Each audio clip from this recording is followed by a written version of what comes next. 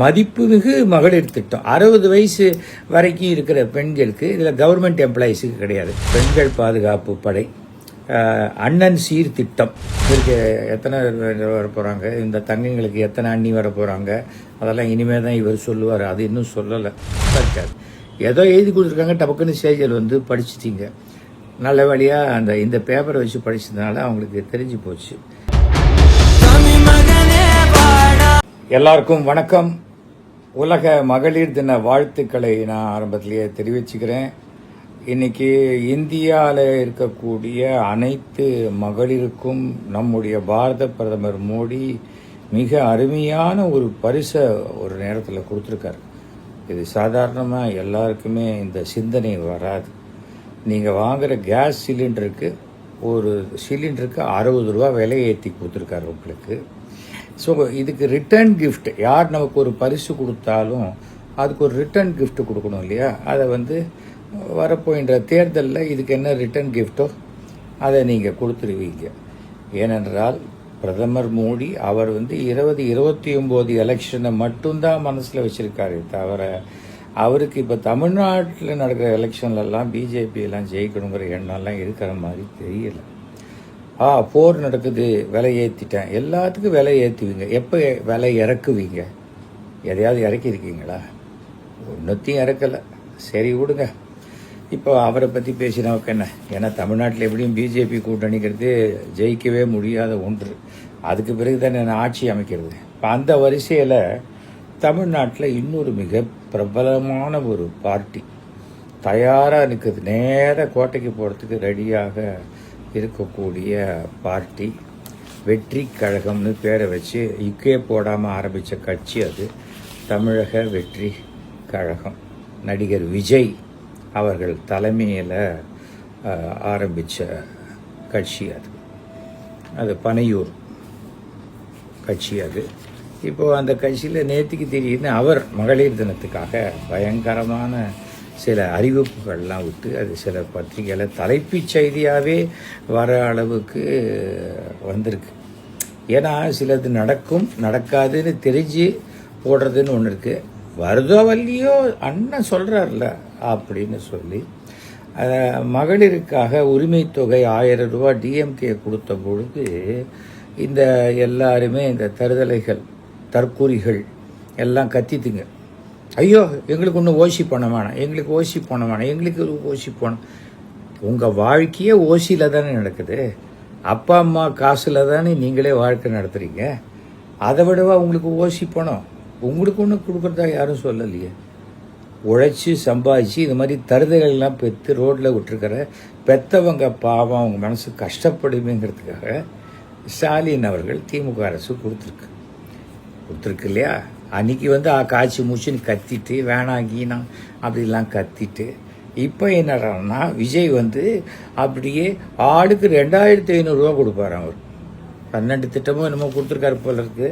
பார்த்தேன், ஆளுக்கு 2500 ரூபா எங்கேருந்து கொடுப்பாரு? அப்போ அது ஓசி இல்லையா? அப்போ அது தேவையில்லைன்னு இந்த தற்கூரி கூட்டம்லாம் சொல்லாதா? தன்னுடைய தலைவர் சொன்னால் அப்படியே இங்கே ரோட்டில் சாக்கடையில் கிடந்தால் கூட அந்த துட்டை எடுத்து கும்பிட்டு பாக்கெட்டில் வச்சுப்பீங்களா? அப்போ உங்களுக்குன்னு ஒரு சுய கௌரவமே கிடையாதா? ஒரு கொள்கையே கிடையாதா? என்ன இப்படி பைத்தியக்காரத்தனமாக பேசிக்கிட்டு இருக்கீங்க? ஆச்சா, அது முடிஞ்சுது. அப்புறம் பெண்கள், குழந்தைகள் மற்றும் முதியோர்களுக்கு என்று தனிவலை, அதான் எல்லாருமே வந்துட்டாங்களே. அப்போ ஒரே இலாக்கா போகிறாத, எதுக்கு 3 இலாக்கா? அரசாங்கத்தில் எத்தனை ஊழியர்கள் இருக்காங்கன்னு தெரியுமா? ஒரு தாசில்தார் ஆஃபீஸில் இருக்கிறவங்க என்னென்ன வேலை செய்கிறாங்கன்னு உங்களுக்கு தெரியுமா? தாசில்தார் ஆஃபீஸில் அவங்க பர்த் சர்டிஃபிகேட் கொடுக்கணும், டெத் சர்டிஃபிகேட் கொடுக்கணும், வாரிசு சர்டிஃபிகேட் கொடுக்கணும், அப்புறம் இந்த நில அளவு இந்த மாதிரி விஷயங்கள் இதெல்லாம் பண்ணிக்கிட்டு இருக்கணும். இது எல்லாத்தையும் தாண்டி நாளைக்கு வெள்ளம் அப்படின்னாக்கா அவங்க தான் போய் நிவாரண உதவி கொடுக்கணும். மழைன்னா அவங்க தான் அதுக்கு ஏற்பாடு, இல்லை அங்கே சாப்பாடு கீழ்பாடு எல்லாத்தையும் அரேஞ்ச் பண்ணணும். அப்போது இப்போ இதுக்கு ஒரு இலாக்கா ஆரம்பிச்சு அதுக்கு எத்தனை பேரை போடுவீங்க? உங்களுக்கு எத்தனை அரசு ஊழியர் இருக்காங்கன்னு தெரியுமா? இல்லை எல்லாமே உங்கள் தாவைக்க தொண்டர்களே பண்ணிடுவாங்களா? என்னங்க கொஞ்சம் கூட வாயை திறக்க முட்டாள்தனம் தான் உங்களுக்கு வெளிப்படுது விஜய் அதுக்கு மேலே எனக்கு எதுவும் இதில் சொல்ல தெரியலை. மதிப்புமிகு மகளிர் திட்டம் 60 வயசு வரைக்கும் இருக்கிற பெண்களுக்கு, இதில் கவர்மெண்ட் எம்ப்ளாயீஸுக்கு கிடையாது. ஸோ கவர்மெண்ட் எம்ப்ளாயீஸ் ஓட்டு உங்களுக்கு சுத்தமாக கிடையாது, முடிஞ்சு போச்சு. பாக்கி பேருக்கு 60 வயசுக்கு அப்புறம் என்ன பண்ணுவாங்க?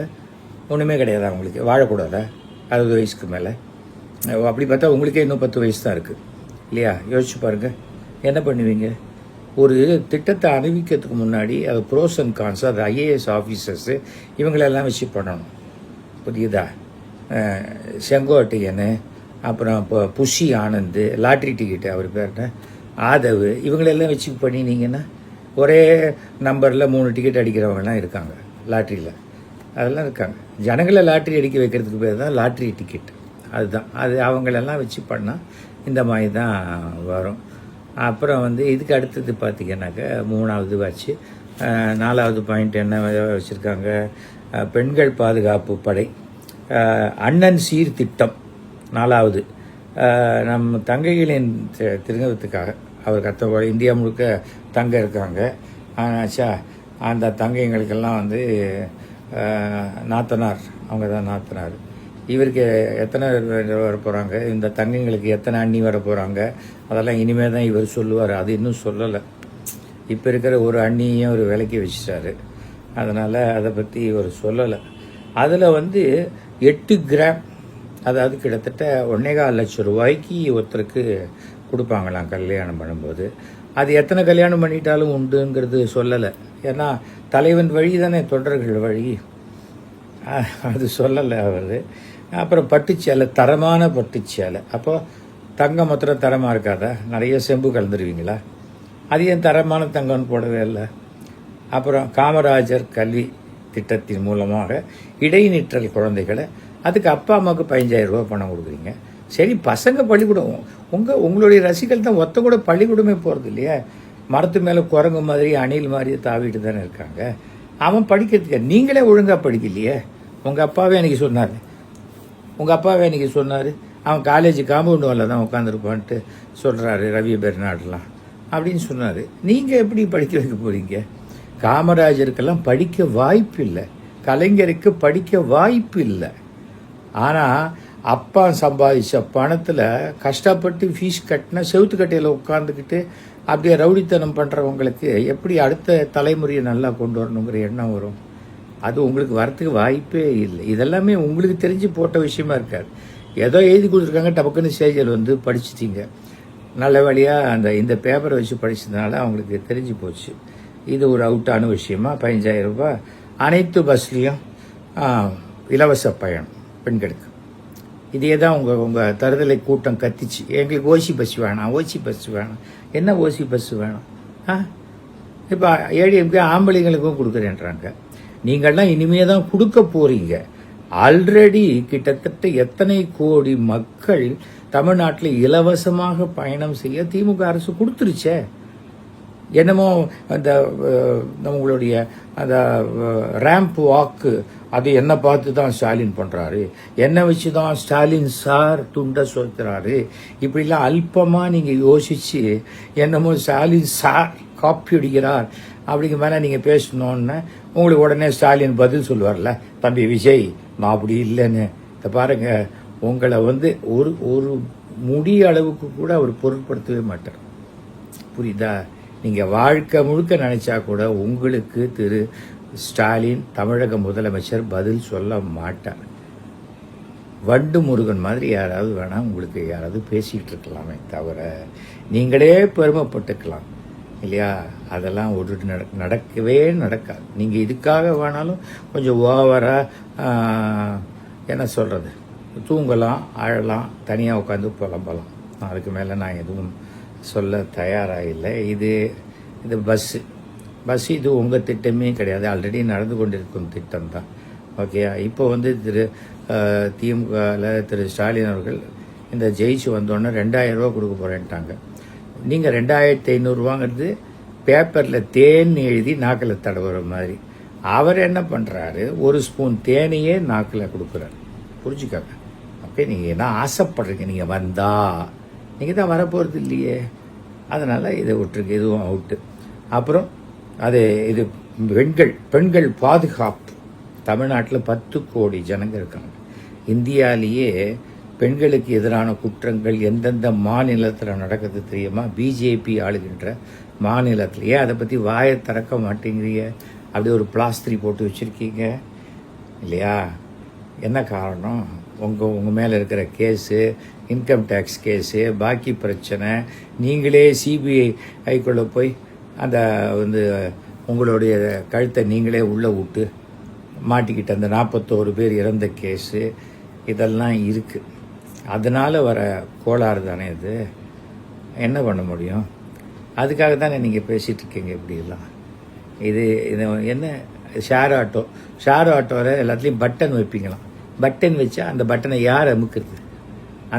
இப்போ நீங்கள் பட்டன் வச்சுட்டு போயிட்டீங்க, அந்த பட்டனை அந்த பக்கம் கட் பண்ணி விட்டா இன்றைக்கி பார்க்குறீங்கல்ல, எத்தனை இடத்துல சிசிடிவி கேமரா ஃபுட்டேஜ் பாருன்னா சிசிடிவி கேமரா ஒர்க் பண்ணலைங்க அப்படிங்கிறாங்க. இது பாருங்கள், எந்த ஒரு திட்டம் வேணால் கொண்டு வரலாம், ஆனால் அந்த திட்டத்தை அதை மெயின்டைன் பண்ணணும்.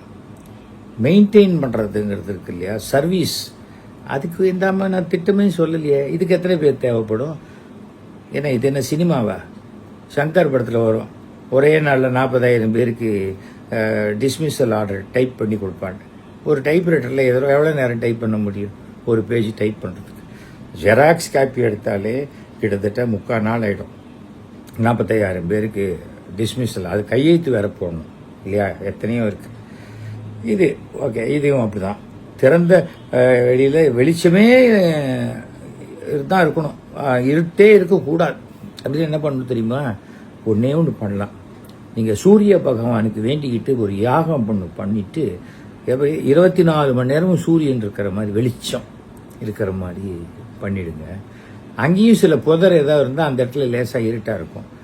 அப்போ என்ன பண்ணலாம், நீங்கள் கொஞ்சம் உங்கள் தொண்டர்களை விட்டு அந்த இடத்துல கொஞ்சம் ரிஃப்ளெக்டர்லாம் வச்சு லைட்டு போட சொல்லி பண்ணலாம். ஏன்னா குழந்தைத்தனமாக இல்லைங்க. நீங்கள் சேஃபாக இருங்கன்னு சொல்கிறத விட்டுட்டு இருட்டே இல்லாத பண்ணுவேன் அப்படி எப்படி முடியும்? இருட்டே இல்லாத பண்ணுறது என்ன? பாதுகாப்பை பற்றி நீங்கள் பெண்கள் பாதுகாப்பை பற்றி பேசுகிறீங்க. சங்கீதாங்கிற பெண்ணுக்கு என்ன பாதுகாப்பு கொடுத்துட்டீங்க? சொந்த வீட்லேயே சொந்த பொண்டாட்டிக்கே உங்களால் பாதுகாப்பு கொடுக்க முடியல. அவங்களே உங்களுக்கு எதிராக போய் கேஸ் போட்டிருக்காங்க. அவங்க பண்ண தப்பு என்ன தெரியுமா? அவங்க கோர்ட்டுக்கே போயிருக்கக்கூடாது. டொமஸ்டிக் வயலன்ஸு, என்னை இப்படி வீட்டை விட்டு துரத்துட்டாரு, என்னை இப்படிலாம் பண்ணுறாரு, ஹாரஸ் பண்ணுறாருன்னு சொல்லி அவங்க கமிஷனர் ஆஃபீஸில் போய் கம்ப்ளைண்ட் கொடுத்துருந்தா நீங்கள் இந்த மாதிரிலாம் பேச மாட்டீங்க. அதெல்லாம் சிஜிபி விஷயம், சப்ப மேட்டர். உங்களுக்கு எல்லாமே சப்ப மேட்டர் தான். சில பேருக்கு தான் மாம்பழத்தில் இருக்கிற அந்த கதுப்பு பிடிக்கும், சில பேருக்கு இந்த சப்பை இல்லை அந்த கொட்டை அது மட்டும்தான் பிடிக்கும். நம்ம என்ன பண்ண முடியும்? அவங்களுக்கு அது சப்ப மேட்டராக இருக்கலாம். ஆனால் ஒரு தாலி கட்டி 25 வருஷம் வாழ்ந்த ஒரு பொண்ணையே வேண்டான்னு ஒரு நிமிஷத்தில் தூக்கி அடிக்கிறீங்களே. இந்த 4 வருஷம் முன்னாடி கட்சியை ஆரம்பிச்சுட்டு உங்கள் பின்னாடி வந்த தொண்டர்கள் நீங்கள் தூக்கி அடிக்கிறதுக்கு எவ்வளோ நேரம் ஆகும்? அவங்க யோசிக்க மாட்டாங்க. ஒழுக்கமே இல்லாத நீங்கள் எல்லாருடைய ஒழுக்கத்தை பற்றியும் கவலைப்படுறதெல்லாம் எப்படி இருக்குனாக்க, ஆடு நனையுதேன்னு ஓநாய் அழுவுற மாதிரி இருக்கு. நீங்கள் கூட சினிமாவில் ஒரு படத்தில் கொஞ்சம் ஒரு வில்லனி கேரக்டர், ஒரு படத்தில் ஹீரோ பண்ணுற மாதிரி எனக்கு ஞாபகம். ஆனால் நீங்கள் தொடர்ந்து வில்லன் பண்ணலாங்க, நல்ல உங்களுக்கு சூட்டபிளாக இருக்கும். உங்கள் முகத்துக்கும் ரஃப்பாக இருக்கும் வச்சுக்கிறதுக்கும். நீங்கள் வில்லன் பண்ணிங்கன்னா பிரகாஷ் ராஜோட பெருசாக நீங்கள் ஷைன் பண்ண முடியும். எப்படி ஜூன் மாதத்துக்கு அப்புறம் நீங்கள் திருப்பி சினிமாவுக்கு வருவீங்க இல்லையா? அப்போது யோசிங்க இந்த விஷயத்தை. அப்புறம் அதுக்கப்புறம் பெண்கள் பாதுகாப்பு, அப்புறம் பெரியவர்கள், அப்புறம் பெண்கள் படை போட்டு அதுக்கு பாடி கார்ட்ஸ் போடுங்க. அது ஆண்கள் இல்லையா? அது ஒன்று சொல்லியிருக்கீங்க. நீங்கள் எல்லாமே நிறைய வேடிக்கையாக பேசுகிறீங்க. நீங்கள் அதுதான் உங்கள் தொண்டர்கள் சீரியஸாக எடுத்துக்கிறது தான் எனக்கு நல்ல தமாஷா இருக்குது ரொம்ப. அப்புறம் பஸ்லேயும் 24 மணி நேரம் பஸ்ஸில் பாதுகாப்பு. பஸ்ஸு எப்படி 24 மணி நேரம் ஓடுங்க? காலத்தால் 5 மணிக்கு 4 மணிக்கு ஆரம்பித்தா 11 மணி வரைக்கும் தான் ஓடும். நடுவில் ஒரு 3 மணி நேரம் பஸ்ஸு ஓடாது. அதை பற்றி கேள்விப்பட்டிருக்கு. நீங்கள் எங்கேயாவது பஸ்ஸில் போயிருந்தால் தானே? அதெல்லாம் ஒன்றும் இல்லை. சும்மா தம்மாக்கிட்ட நீங்கள் தங்கறதுக்கே 10 கேரவனை ஃபிக்ஸ் பண்ணுற ஆள் ஒரு கேரவனில் தங்கறதுக்கு. அப்படி இருக்கிறவங்களுக்கு பஸ்ஸில் போகிறத பற்றியெல்லாம் உங்களுக்கு தெரிய வாய்ப்பு இல்லை. நான் பஸ்ஸில் போயிருக்கேன். எனக்கு இன்றைக்கும் பஸ் பாஸ் உண்டு, XMLA அப்படிங்கிற முறையில். ஓகேயா? அடுத்தது வந்து ஜீரோ டாலரன்ஸ் கிரைம். இது உலகத்தில் அமெரிக்காவில் கூட செய்ய முடியாத விஷயத்த நீங்கள் பெண்கள் பாதுகாப்பு, ஜீரோ டாலரன்ஸு. அதில் வந்து கிரைம்ஸில் வந்து பெண்கள் பாதுகாப்பு மட்டும்தானா, ஆண்களுக்கு பாதுகாப்பு கிடையாது? ஆண்களை யாராவது வெட்டிட்டா இது வந்து ஒன்லி ஃபார் விமன் அப்படின்னு சொல்லுவீங்க. சாதாரண உடையில் இருப்பாங்களாம், அவங்களுக்கு வந்து பாடி கார்டு, அவங்க யூனிஃபார்மில் இருப்பாங்களா? இது ஒன்று. இதுக்கு எல்லாம் எங்கேருந்து ஆள் வருவாங்க? யார் தேர்ந்தெடுப்பீங்க? அரசு ஊழியராக தேர்ந்தெடுப்பீங்களா, இல்லை உங்களுடைய அந்த உங்கள் புரட்சி படை இருக்க அந்த வாயில் விசில் அடிச்சு ஊதினே இருக்கிறாங்களே அந்த பசங்க வந்து நிற்பாங்களா? அவங்கக்கிட்டேருந்து பாதுகாப்பு கொடுக்கறதுக்கே நீங்கள் தனியாக இன்னொரு படை ஒன்று அமைக்கணும். அடுத்தது பெண்களுக்கு குற்ற வழக்கை விசாரித்து அஞ்சலை அம்மாள் அதிவிரைவு பெண்கள் கோர்ட்டு. சரி, கோர்ட்டு வந்துருச்சு, உடனே குற்றத்தை இது பண்ணிட்டா அவங்க மேல் கோர்ட்டுக்கு போக மாட்டாங்களா? அஞ்சலை அம்மாள் கோர்ட்டோட முடிஞ்சு போயிடுமா? அதுக்கப்புறம் ஹை கோர்ட் இல்லையா, சுப்ரீம் கோர்ட் இல்லையா? என்ன பேசுறீங்க? ஏன் இப்போ பண்ணலையா? கோயம்புத்தூர் கேஸில் 3 மாதத்தில் தீர்ப்பு வழங்கப்படலையா? நீங்கள் என்ன அதை விட புதுசாக பண்ணிட்டு போறீங்க? இல்லை அது வரைக்கும் இது வரைக்கும் யாருமே செய்யாத நீங்கள் புதுசாக செஞ்சீங்க. காப்பி அடிச்சு பண்ணுறீங்க. நடிப்பு தான் யாரோ ஒருத்தர் மாதிரி நடிக்க முயற்சி பண்ணி வேற மாதிரி நடிச்சிட்டு இருக்கீங்க. ஏன் இதெல்லாம் இப்படி பண்ணிட்டு இருக்கீங்க நீங்க? அடுத்தது ஜீரோ டார்க் ஸ்பாட்ஸ் அப்படின்னு சொல்லி ஒரு இதை பண்ணி அந்த இருட்டு இல்லாத இடம் அது வச்சாச்சு.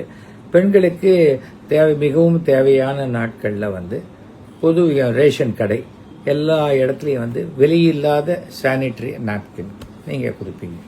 பெண்களுக்கு கொடுக்கணும் அப்படின்னா ஏன் காலேஜில் கொடுக்க வேண்டியது தானே? காலேஜஸில் கொடுக்கலாம், ஸ்கூலில் 12th ஸ்டாண்டர்டில் கொடுக்கலாம். அவங்களுக்கு அது மாதிரி ஏதாவது ஆச்சுன்னா உடனே ரேஷன் கடையில் வந்து கியூவில் நிற்பாங்களா? அங்கே போய் கடைக்காரர்கிட்ட சொல்லுவாங்களா, எனக்கு இந்த மாதிரி ஆயிடுச்சு, நீங்கள் சானிட்டரி நாப்கின் கொடுங்கன்னு? ஏன் அதுக்கு ஒரு ஆட்டோமேட்டிக் பட்டன் வச்சா டக்குன்னு வர மாதிரி ஒரு இதை அமைக்கணும்னு தெரியாதவங்களுக்கு எந்த பெண்ணாவது போய் எனக்கு இந்த மாதிரி இருக்குன்ட்டு போய் பொது வெளியில் சொல்லுவாங்களா? பேசிக்கான ஒரு சின்ன இல்லை. சரி விட்டுருங்க. தாய் மாமன் சிங்க பெண்கள் மேம்பாட்டு திட்டம் அப்படின்னு சொல்லி நீங்கள் வந்து என்ன பண்ணுறீங்க, அந்த கடனை திருப்பி கொடுக்க வேணாம். அதை வந்து நிறையா அந்த குழுக்கள் 5 லட்சம் வரைக்கும் வட்டி இல்லாத கடன் ஏற்கனவே கவர்மெண்ட் கொடுத்துட்ருக்காங்களே. எத்தனை லட்சக்கணக்கான பெண்கள் இன்னைக்கும் வாங்கிட்டு இருக்காங்க. அப்போ என்ன சுய உதவி குழுக்கள் தான். இங்கே தொல்காப்பிய பூங்கா வந்து பாருங்க, அங்கே மகிழ்னு ஒரு கேன்டீன் நடக்குது. அந்த கேன்டீன் வந்து இந்த சுய உதவி குழுக்கள் பெண்கள் தான் நடத்திக்கிட்டு இருக்காங்க. என்னமோ எதுவுமே நடக்காத மாதிரி புதுசா நீங்க செய்யற மாதிரி ஏன் இப்படி காப்பி அடிக்கிறீங்க விஜய்? யார் எழுதி கொடுத்தது? அது ஒரு நிமிஷம் படிக்க மாட்டீங்களா? அது வரைக்கும் இன்னைக்கு என்ன வேலை உங்களுக்கு? வேற வேலையே கிடையாது, ஒரு வேலை கிடையாது. தூங்கி எழுந்துக்கிறதுக்கு லேட் ஆகலாம், அது உங்களுடைய பழக்க வழக்கங்களை பொறுத்து இருக்கு, அது வேற விஷயம். அதுக்கப்புறம் வந்து அவங்களே வந்து சிறு குழு நடுத்தர நிறுவனங்களா மாறினா அந்த 5 லட்சம் ரூபாய் திருப்பி கொடுக்க வேண்டாமா? அப்போ என்ன பணம் எதுவுமே திருப்பி கொடுக்க வேண்டாமா? நீங்க ப்ரொடியூசருக்கு திருப்பி கொடுக்காத பணம் மாதிரி நினைச்சுக்கிட்டீங்களா? இதுக்கெல்லாம் எங்கேருந்து பணம் வரும்? எங்கேருந்து வருங்க? ஒரு பட்ஜெட் போட்டீங்கன்னா அந்த பட்ஜெட்டுக்கு எங்கேருந்து வரும், என்ன சோர்ஸ், என்ன செலவு? நீங்க உடனே ஒரு திட்டம் சொன்னா உடனே IAS ஆபீசர் கையெழுத்து போட்டுருவாங்களா? அப்புறம் அவங்க ஜெயிலுக்கு போறதுக்கா? என்னப்பா அது? அப்புறம் மனிதராக பிறப்பதே பெரிய விஷயம். அதுவும் ஒரு மனைவியோட வாழ்றது ரொம்ப அப்படி இல்லையா? தமிழ்நாட்டில் பிறப்பது வரம்னு இருக்கா? சரி நான் மாற்றி படிச்சுட்டேன். அது குழந்தைகளை வரவேற்க திட்டம், தாய்மாமன் தங்க மோதிரம் ஏற்கனவே போட்டாச்சு. எல்லா அரசியலையும் போட்டுட்டு இருக்காங்க, அதுவும் போட்டிருக்காங்க. இன்னைக்கு எவ்வளோ தலைவர்கள் பிறந்த நாளைக்கு தங்க மோதிரம் போடுறாங்க. தங்க மோதிரங்கிறது இன்னைக்கு எப்படி போட முடியும்? அரசே விருது வழங்கும் விழாவில் என்ன பண்றாங்க, தங்க விலை ஏறிக்கிட்டே இருக்கு. ஏதாவது ஒரு பட்ஜெட் போடணும், அந்த பட்ஜெட்டுக்குள்ள தான் பண்ணணும். அப்படி பண்ண முடியாத போது என்ன பண்றாங்க, ஒரு கேஷ் பிரைஸ் 1 லேக் கொடுத்துட்டு போறாங்க. அவ்வளவுதான். தங்க விலை இறங்கும் போது அந்த 1 லட்ச ரூபாய் வாங்கிட்டு போங்க. இந்த யோசனை கூட உங்களுக்கு இல்லைன்னா எப்படி? பேபி வெல்கம் கிட்டு ஏற்கனவே குழந்தைங்களுக்கு கொடுக்குறாங்களே. எத்தனை இன்னைக்கு போய் பாருங்க, பார்த்துருக்கீங்களா? எக்மோர் சில்ட்ரன்ஸ் ஹாஸ்பிட்டல் பார்த்துருக்கீங்களா? பிரைவேட் ஹாஸ்பிட்டலோட அவ்வளோ பிரம்மாண்டமா இருக்கு. நீங்க எங்கேயாவது வெளியில வந்திருக்கீங்களா? வந்து உங்க பனையூர் வீட்டை தவிர, வீட்டை விட்டு நேரம் போனா கேரவனுக்குள்ள போய் பூந்துக்கிறீங்க. இது 2 தவிர உங்களுக்கு வேற என்ன இடம் தெரியும்? ஏதாவது தெரியுமா? உங்களுக்கு இந்த ஹோட்டல் தெரியும். நான் மவுண்ட் ரோடில் ஒரு ஹோட்டல் இருக்கு, அங்கே ஒரு பப் இருக்கு, அந்த ஹோட்டலில் நீங்கள் வருவீங்க, நான் பார்த்துருக்கேன். அதனால அப்புறம் உறுதிமொழி கொடுக்குறீங்க. முதலமைச்சர் செய்ய முடியாததெல்லாம் எப்படி செய்ய முடியுங்கிற கேள்வி வரும். மொத்த பட்ஜெட்டு 4.39 லட்சம் கோடி, 30% ஸ்டாலின் சார் வரிக்கு போகுது. என்ன ஸ்டாலின் சார் வரி? ஸ்டாலின் பணம் எடுக்கிறார், திருடுறார், இதில் இருக்கிறதெல்லாம் பணமும் ஸ்டாலின் எடுக்கிறாருன்னு நீங்க குற்றம் சுமத்துறீங்களா? அந்த குற்றத்துக்கு உங்ககிட்ட ஏதாவது ஆதாரம் இருக்கா? நீங்க தானே இங்க 15 இந்த படத்துடைய பணத்துக்கு ஒழுங்கா வரி கட்டாம 1.5 கோடி ரூபாய் ஃபைன் போட்டாங்க. இன்னைக்கு ஸ்டாலின் சார் சொல்றீங்கல்ல, மாண்புமிகு தமிழக முதலமைச்சருடைய சொத்து கணக்கு இருக்குல்ல, இன்டர்நெட்ல இருக்கு. உங்க சொத்து கணக்கு எங்க இருக்கு? உங்களுக்கு எது சொத்து எது வேஸ்ட்னே உங்களுக்கு இன்னும் தெரியல. அந்த மாதிரினா இருக்கீங்க நீங்க. சொல்லுங்க, ஃபாரின் கார் வாங்கினீங்க, அதுக்கு எப்படி கேஷ் கொடுத்தீங்களா, மொத்த பணம் கொடுத்தீங்களா? ஏதாவது இன்னி வரைக்கும் நீங்க வெள்ளை அறிக்கை விட்டுருக்கீங்களா? அடுத்தவங்களை கேட்கறதுக்கு முன்னாடி நீங்க என்ன பண்ணீங்க? ஒவ்வொரு தடவையும் மாநாடு நடக்குது, எங்கேருந்து செலவு வருது? எங்கேருந்து வரும்? நான் எங்க பொதுக்குழுல சொல்லிப்பேன்னா, நீ பப்ளிக்ல வந்துட்டீங்க. பப்ளிக்க வந்தா கேட்டா சொல்லி தான் ஆகணும். எதுக்குமே இல்லை, சும்மா ஸ்டாலின் சார் எடுத்தாரு போனாரு. என்ன பாக்கி பேருக்கு? ஏன் ஏடிஎம்கேல யாருமே செய்யலையா? ஊழல் குற்றச்சாட்டு யாரு மேல வந்தது? ஊழல் குற்றச்சாட்டுக்கு யாரு மேல பனிஷ்மெண்ட் கொடுத்தாங்க? யார் ஜெயிலுக்கு போனாங்க? தெரியல. அப்புறம் என்ன? இதுவரைக்கும் சட்டத்தின் மூலமாக யாரும் தண்டிக்கப்படவில்லை என்றால் அவர்களை குற்றவாளி என்று சொல்வதற்கு எவனுக்கும் அருகதை கிடையாது. நல்லா தெரிஞ்சுக்கணும். உங்களுக்கு ஒண்ணு குழந்தைத்தனமா தான் இருக்கு. ஜாலியா இருக்கீங்க, ஜாலியா இருக்கணும்னு ஆசைப்படுறீங்க, அது இருந்துட்டு போங்க. அது உங்களுக்கு உங்களுடைய நல்ல ஒரு விஷயம். அது இருந்துட்டு போறதுல ஒண்ணுமே தப்பு கிடையாது. ஆனால் சும்மா இந்த குட்டி கதை சொல்றதுக்கெல்லாம் கை தட்டுறதுக்கெல்லாம் உங்க ஆளுங்க இருக்க லூசு பசங்க. நிஜமாவே சொல்றேன். அவங்க கிட்டலாம் தமிழ்நாடு போச்சுன்னா தமிழ்நாடு நாசமா போயிடும்.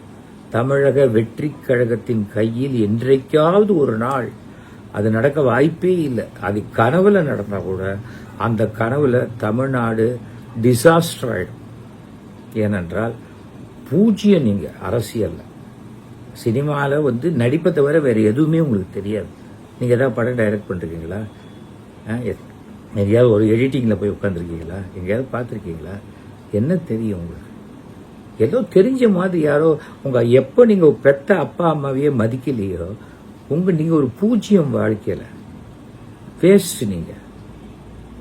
நீங்க போய் பட்ஜெட்டு போடுறேன், புண்ணாக்கு போடுறேன், மகளிரை வாழ்த்துறேன். யார் இந்த மகளிரை வாழ்த்துறீங்க? உங்க வீட்டில் இருக்கிற சங்கீதாங்கிற மகளிரை வாழ்த்துட்டீங்களா நீங்க? ஏன் நாளைக்கே அந்த கேஸ் அவங்க விட்ரா பண்ணிடுறாங்க. வெற்றின்னு கத்துவீங்களா? அவங்க நேரம் கமிஷனர் ஆஃபீஸ் போயிடுவாங்க. அப்ப நீங்க கமிஷனர் ஆஃபீஸ் போகணும். எப்படி சிபிஐல போய் உட்காந்துங்களோ அது மாதிரி தான் இங்க. புரியுதா? உங்களுடைய இது சரி அறகுறையா இருக்குதுன்னு பாருங்க. உங்க கட்சியில இருக்குங்களே அந்த இதுலாம் கத்தும், நான் கல்யாணம் பண்ணிக்கிறேன், எங்க அண்ணனை நான் கல்யாணம் பண்ணிக்கிறேன். அது எப்படி கல்யாணம் பண்ணிக்க போய் நீங்க பண்ணிப்பீங்களா? உங்களுக்கு எவ்வளவு அழகு வேணும், உங்க டேஸ்ட் என்ன, அதெல்லாம் இருக்குல்ல. அதெல்லாம் நீங்க பண்ணிட்டு இருக்கீங்களா? அப்படி உங்க மேல வெறியா இருக்கிற ஒரு 500 பேரை கீழே நிக்க வச்சு நடக்குமா? உங்க பர்சனல் லைஃப்பை பத்தி நான் பேசல. ஆனால் பொது வாழ்க்கைக்கு வந்துட்டு நீங்க தான் என்னமோ தூய சக்தி மாதிரி. நீங்க ஒரு அழுக்கு சக்தி. தூய சக்தி இல்ல, வெறும் அழுக்கு. ஆமா, அவ்வளவுதான். அந்த அழுக்கு சக்தியை வச்சுக்கிட்டு மற்றவங்களை சொல்றதுக்கு உங்களுக்கு எந்த அருகதையும் கிடையாது. உங்களால ஒரு எம்எல்ஏ சீட்டு ஜெயிச்சிட முடியும் நினைக்கிறீங்களா? மனசாட்சியை தொட்டு சொல்ல முடியாது. பார்ப்போம். நானும் இங்கே தான் இருக்க போறேன். ஓகே, பார்ப்போம் என்ன நடக்குதுன்னு பார்ப்போம். ஆனால் இவருங்க இந்த மாதிரி எல்லாத்தையும் போட்டு 1, 2, 3 போட்டு ஒன்றுத்துக்கு பிரயோஜனம் இல்லாத ஒரு அறிக்கையை விட்டு சவால் விடுறீங்க. யாருக்கு? 6 முறை ஆட்சி அமைத்த 7வது முறையாக மே மாதம் ஆட்சி அமைக்கப் போகும் 2வது முறையாக தமிழகத்தின் முதல்வராக அமரப்போகும் திரு ஸ்டாலின் அவர்களுக்கு ஒரு கவுன்சிலர் சீட்டு கூட ஜெயிக்காத விஜய்ங்கிற ஒரு நடிகன் அவ்வளோதான். அதுக்கு மேலே உங்களுக்கு வேறு எந்த கெப்பாசிட்டியும் கிடையாது. டிகிரி பாஸ் பண்ணல, வேறு எந்த விஷயமும் உங்களுக்கு என்ன தெரியும், அதாவது வெளியில் சொல்கிற மாதிரி என்ன திறமை இருக்குங்கிறதும் தெரியாது. உங்கள் அக்கௌண்ட்ஸ் யாருக்குமே நீங்கள் கொடுக்கல. கொடுங்க, வெப்சைட்டில் ஏற்றுங்க, உங்களுடைய சொத்து கணக்கெல்லாம் ஏற்றுங்க, அப்புறம் பேசுவோம் எல்லாமே.